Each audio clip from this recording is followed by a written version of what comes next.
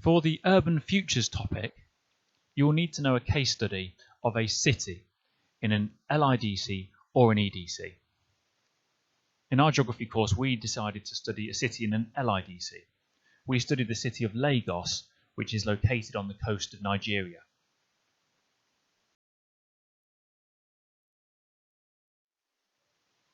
Lagos used to be the capital city of Nigeria, but that's now been moved to Abuja. However, Lagos is still Nigeria's most important city for trade. 80% of Nigeria's whole industry is located within Lagos.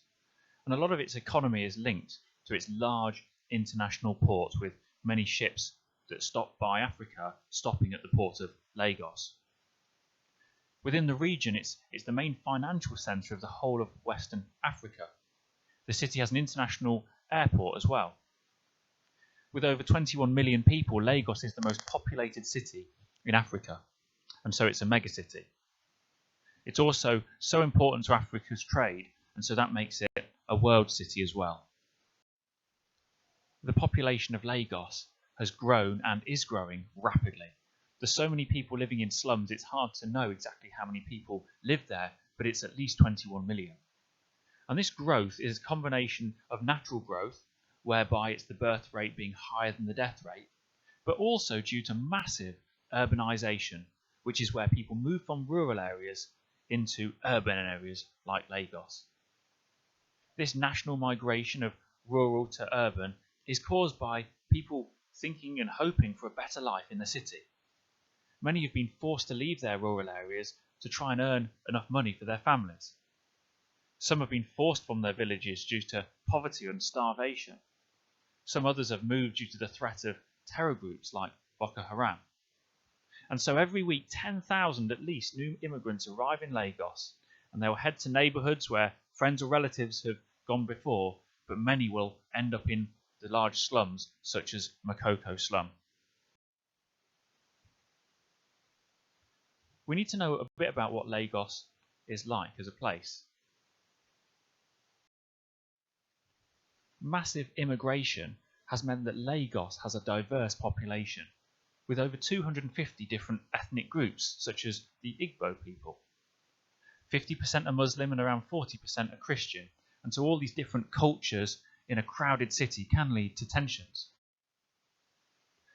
Lagos's culture is quite well known. It's well known for having the home of the African film industry, Nollywood. The music's very well known as well, with Afrobeat and Afro-hip. Lagos's culture is well known for its distinctive street food, where you can get a range of different barbecue meats, or the famous agigi bread.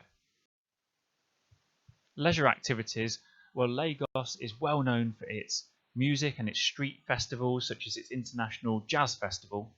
There's lots of markets where people like to go shopping, and football is very much the national sport.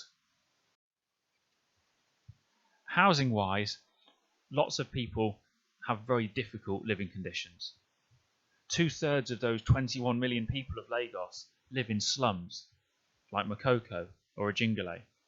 These buildings are unstable because they're built from scrap materials. There's also the constant threat that the council might choose to knock down that area of slums as part of a rebuilding project. These housing areas allow disease to spread easily. For the rich, it's very different. Some of the people in Lagos are incredibly rich, and they might live at a place like Banana Island, Lagos's most expensive neighbourhood.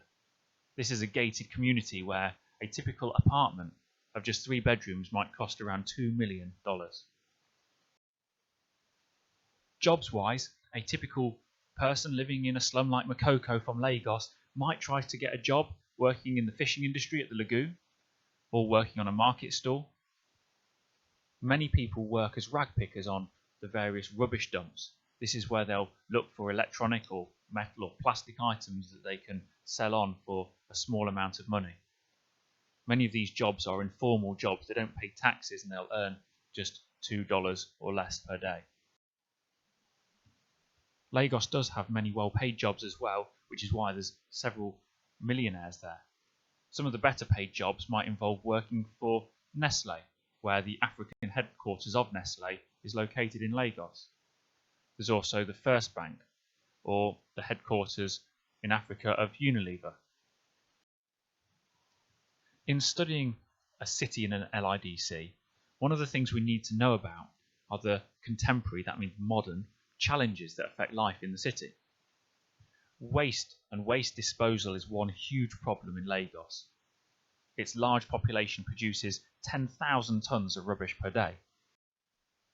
Due to so many of the homes being slums and not having any kind of formal rubbish collection service, 66% of the solid waste in Lagos just gets dumped illegally.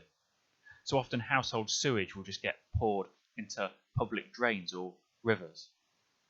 The solid waste is a huge problem as well, and these mountains of garbage create an unbearable stench. Of the 10,000 tonnes of waste that's disposed of each day, only about 40% is collected by the government.